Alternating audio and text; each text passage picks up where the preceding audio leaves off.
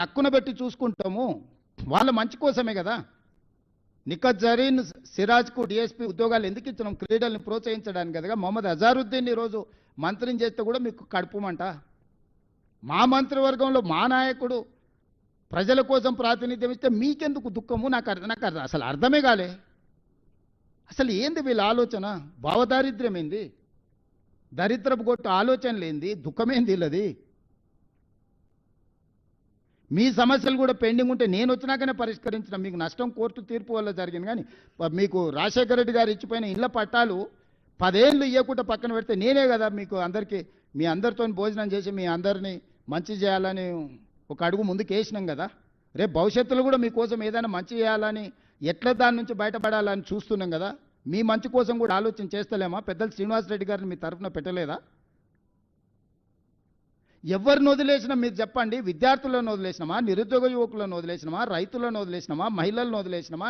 పాత్రికేయ మిత్రులను వదిలేసినామా? రాష్ట్ర ప్రజలను వదిలేసినామా గాలికి? వాళ్ళలాగా రోజులో 18 గంటలు మీతోనే కూర్చొని పనిచేస్తున్నా కదా. నేను ఎక్కడికి పోయినా తాటి చెట్టు లెక్క పెరిగిండు కానీ తలకాయ మోకాలలో కూడా లేదు అన్నట్టు, దూడకున్న బుద్ధి కూడా లేదు, దూలం లెక్క పెరిగిండు అని వెనకడికోవడం అన్నాడు. రేవంత్ రెడ్డి సచివాలయం వస్తున్నాడు. అసలు సిగ్గున్నదే మాట్లాడానికి? కమాండ్ కంట్రోల్ రూమ్ అయినా మా తాతదా? నా క్యాంప్ ఆఫీస్ కింద దాన్ని వాడుకుంటున్నా. రెగ్యులర్గా సచివాలయం నేను వచ్చి కూర్చొని సమస్యల మీద మాట్లాడుతున్నా. రోజులో 18 గంటలు ఎక్కడున్నా నా జీవితంలో కానీ, నా విధానంలో కానీ, నా నిర్ణయాలలో కానీ ప్రతిపక్షంలో ఉన్నప్పటికి ఇప్పటికి ఏమైనా మార్పు వచ్చిందా? మీ అందరితో వ్యవహరించే శైలి కానీ వాళ్ళలాకేమన్నా దుర్మార్గంగా ఎప్పుడైనా వ్యవహరించిందా?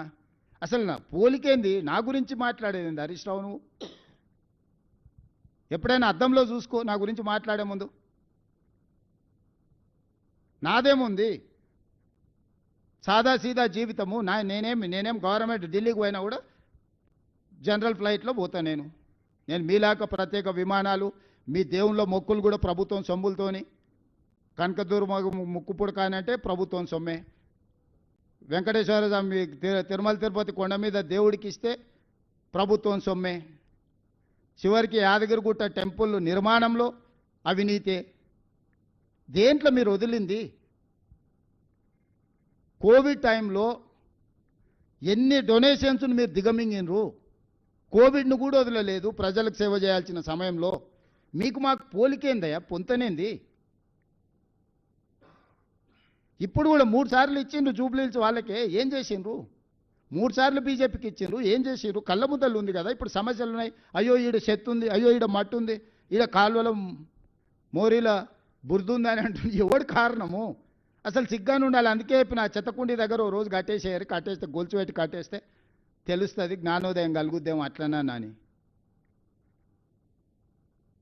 అన్ని సమస్యలను పరిష్కరించి నగరాన్ని అంతర్జాతీయ ముఖచిత్రంలో పెట్టడానికి జూబ్లీహిల్స్ నియోజకవర్గ ఓటర్లను సహకరించాల్సిందిగా నేను విజ్ఞప్తి చేస్తున్నా. మీడియా మిత్రులకు కూడా సర్వేల గురించి నేను ఎక్కువ మాట్లాడదలుచుకోలే.